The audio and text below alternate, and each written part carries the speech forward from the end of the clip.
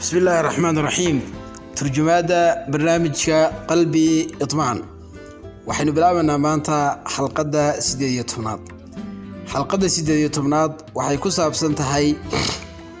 نين معلنا وددنك حنوصانيا وشهر بدنا انقاضنين.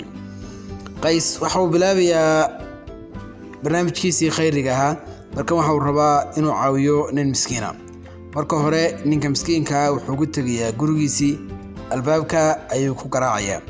albaabka waxa ka furaya oday daa oo miskiina marka albaabka ka furo hadaladan hoose ayaa dhaxmaraya qays iyo odayga qays baa oranaya assalaamu calaykum odayga waa oranaya wa calaykum assalaam kadib qays baa oranaya adigu ma Umar Mukhtaar ayaa tahay qays baa oranaya odayga kala oranaya ha isagaan ahay qays baa koornay waxaan maqlay inaad macallin ahaan jirtay ninka kale oranaya ha qays baa koornay hadda maxaad qabataa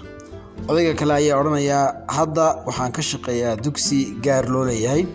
duruufuhuna way adag yihiin mushaarkaygu wuu yar yahay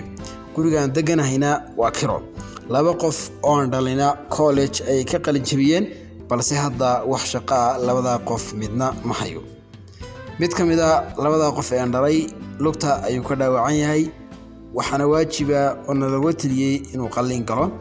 balse qalliinka uu galayo wax lacaga anagu haba yaraatee uma hayno alla ayaan ka baryaynaa inuu nacaawiyo guriga hadda aan deganahayna isaguna waa kiro fadlan markaa wuxuu ku codsanayaa inuu guriga soo galo qays baa koornay insha Allah guriga uu gali doonaa laakiin marka hore hadiyad ayaa ku siinaya qays waxa uu furayaa boorsadiisii waxaan ka soo saarayaa bushqada waxa ku jirta envelope lacaga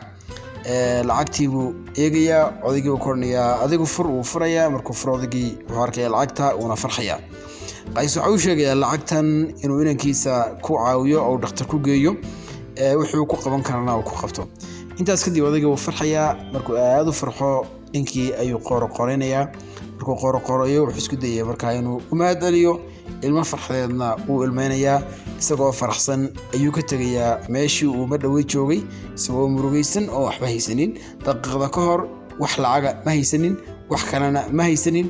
ayinkiisina uu xanuunsanay hadda laakiin wuxuu jeebka ku sitaa oo haystaa lacag iyo wax ka qiimo badan oo ah in inankiisii loo daweyn doono dhakhtarna loo geyn doono